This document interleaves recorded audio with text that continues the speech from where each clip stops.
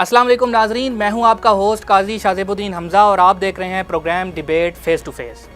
नाजरीन, corona virus के दुनिया भर में वार जारी हैं और लाखों लोग अपनी जानें गंवा बैठे हैं। साल 2020 को कोरोना का साल कहा जाए तो ये गलत ना होगा, लेकिन दूसरी तरफ साल 2020 आलमी सियासत और दिफाई मामलात के हवाले से भी एक अहम साल साबित हुआ है। मुत्तहिदा अरब अमारात के इसराइल को तस्लीम करने की स्टोरी एक ब्रेकिंग स्टोरी रही और अब इतलात ये हैं कि पाकिस्तान पर भी इसराइल को तस्लीम करने के हवाले से दबाव मौजूद है। इन तमाम अहम इश्यूज़ के अलावा कोरोना के तालीमी इदारों पर असरात और स्टूडेंट्स की पढ़ाई पर पड़ने वाले असरात भी आज के प्रोग्राम का हिस्सा होंगे। सबसे पहले आज हमारे साथ मौजूद हैं जनाब इंजीनियर इफ्तिखार चौधरी साहब, जो कि तर्जमान हैं पंजाब हुकूमत के।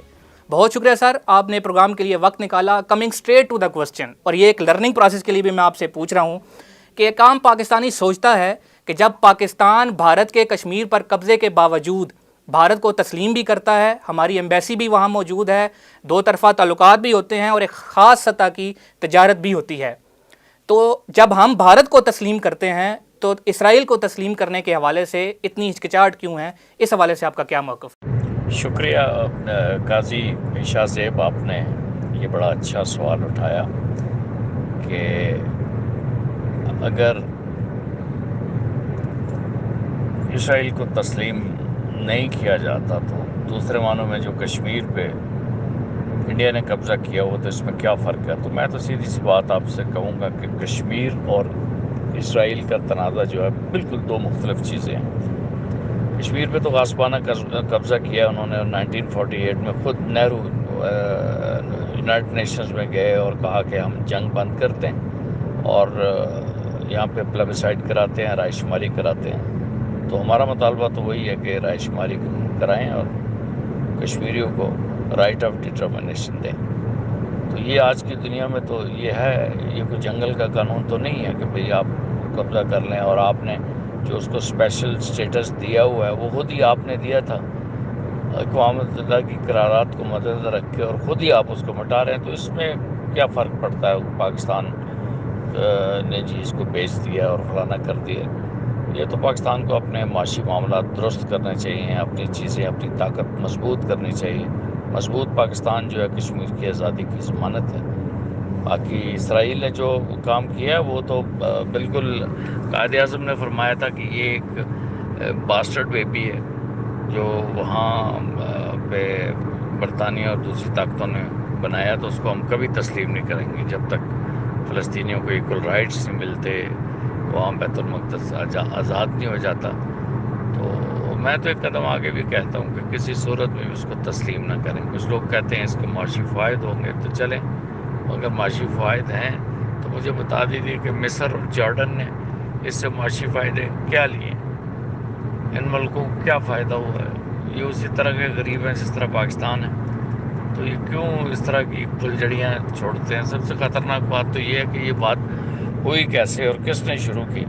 ये बड़ी इम्पॉर्टेंट चीज़ है कि देखा जाए कि कौन इस तरह के फुलझड़ियाँ छोड़ता है, कभी कादियानियों के बारे में, कभी इनके बारे में। तो बहरहाल मैं ये समझता हूँ हमें अपने कायद का फरमान याद रखना चाहिए। इंजीनियर साहब, बड़ा इंपॉर्टेंट नुक्ता आपने उठाया। मुत्तहिदा अरब अमारात के इसराइल को एक्सेप्ट करने के बाद, रिकगनाइज़ करने के बाद, अब इतलात ये हैं कि पाकिस्तान पर भी इसराइल को एक्सेप्ट करने और रिकगनाइज़ करने का दबाव है। तो बेसिकली मेरा सवाल ये है कि इन तमाम मामलात को मद्देनज़र रखते हुए क्या आप समझते हैं कि आने वाले वक्त में पाकिस्तान के लिए हालात मुश्किल से मुश्किल तर होते जाएंगे?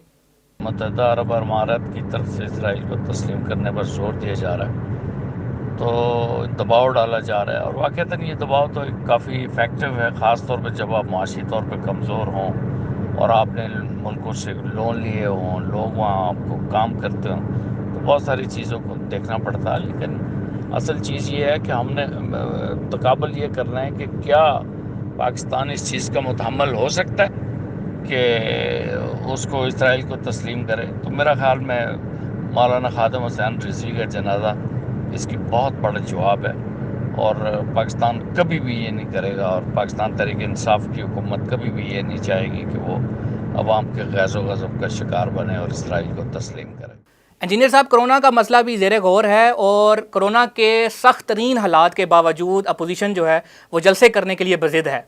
اب اگر جلسوں کی اجازت دی جاتی ہے تو عوام کی صحت کو دو پر لگایا جائے گا، اور اگر جلسے کرنے کی اجازت نہیں دی جاتی تو اپوزیشن اور حکومت کے درمیان ایک ٹکراؤ کی سی کیفیت ہو سکتی ہے۔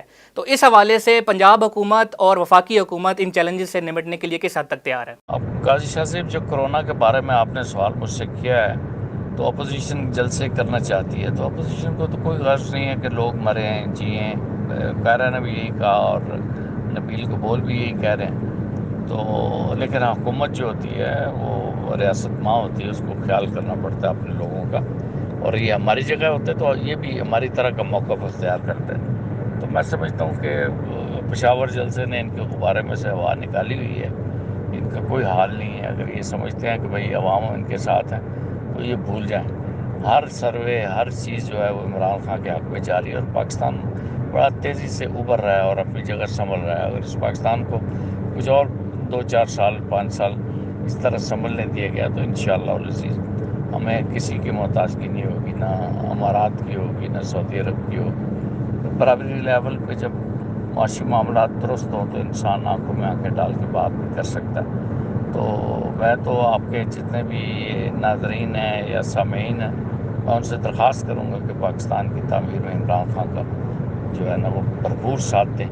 بہت شکریہ انجینئر افتخار چودھری صاحب، ترجمان پنجاب حکومت ہمارے ساتھ موجود تھے۔ ناظرین، جیسا کہ ہم کرونا کے حوالے سے بات کر رہے ہیں تو کرونا کے اثرات زندگی کے ہر شعبے پر پڑے ہیں، اسی طرح تعلیم، تعلیمی ادارے اور طلبہ بھی بری طرح متاثر ہوئے ہیں۔ طلبہ کے اہم ایشوز پر بات کرنے کے لیے آج ہمارے ساتھ موجود ہیں جناب عمر عبداللہ خان صاحب، organizer revolutionary student federation Punjab. بہت شکریہ عمر عبداللہ صاحب، آپ نے پروگرام کے لیے وقت نکالا۔ Coming straight to the question, تعلیمی ادارے کرونا کے بڑھتے کیسز کے باعث بند کر دیے گئے ہیں، اب آن لائن کلاسز کا اجرا کر دیا گیا ہے، تو آن لائن کلاسز کے حوالے سے طلبہ کن مسائل کا شکار ہیں؟ دیکھیں شاہ صاحب، پاکستان کے اندر آن لائن ایجوکیشن کے ساتھ بہت بنیادی مسائل موجود ہیں۔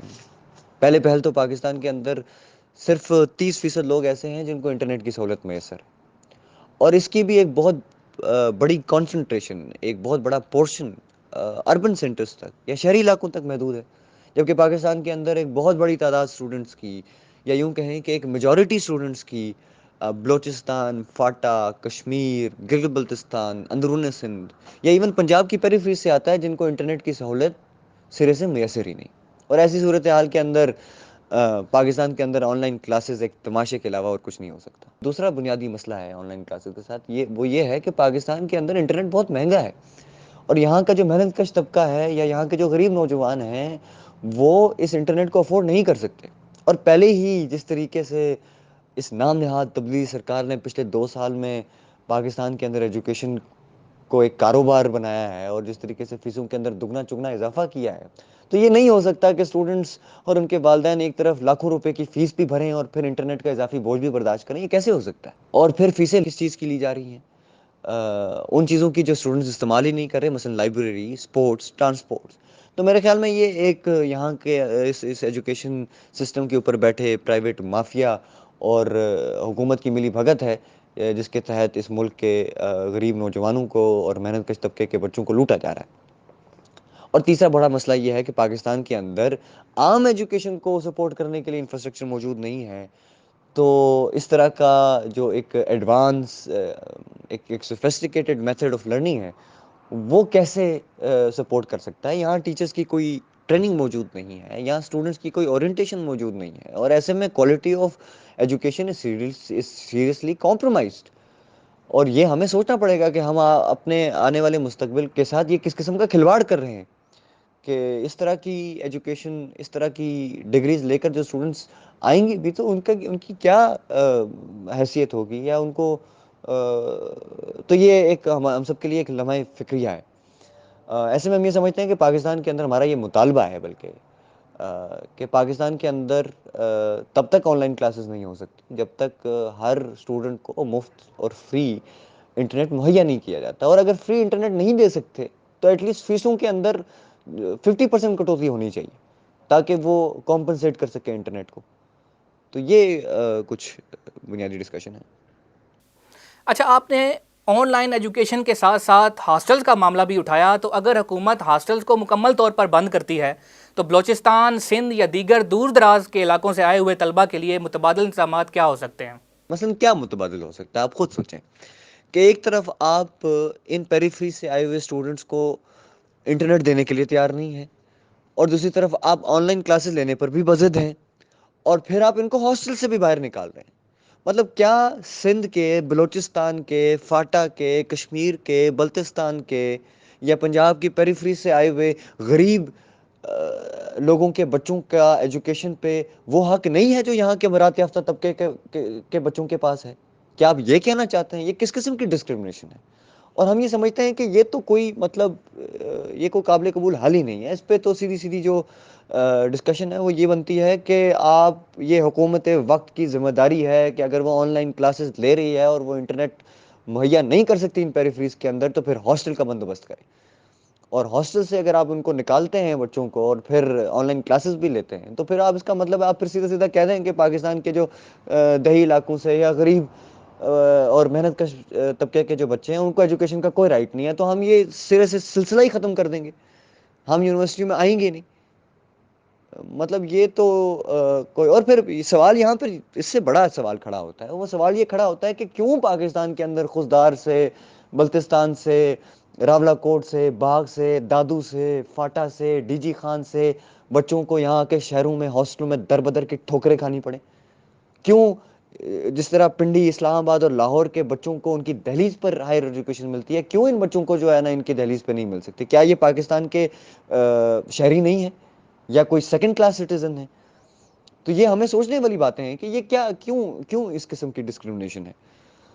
اس لیے ہم یہ سمجھتے ہیں کہ اگر آن لائن کلاسز لینے پر حکومت بضد ہے اور وہ اسٹوڈنٹس کو جو ہے وہ انٹرنیٹ بھی میسر نہیں کر سکتی، تو پھر ہاسٹل کا بندوبست کرنا اس حکومت وقت کی بنیادی ذمہ داری ہے، اور اگر حکومت اس سے پیچھے ہٹتی ہے اور یہاں سے اسٹوڈنٹس کو نکالا جاتا ہے اور آن لائن کلاسز لی جاتی ہیں، تو پھر ہم پورے پاکستان کے اندر ان تمام طلباء کو ہر گلی، ہر چوراہے، ہر پریس کلب، ہر جگہ جو ہے وہ ان کو اکٹھا کریں گے، ان کو آرگنائز کریں گے، اور پھر ہم حکومت سے جو پھر اگلی بات ہوگی پھر وہ سڑکوں پر ہوگی۔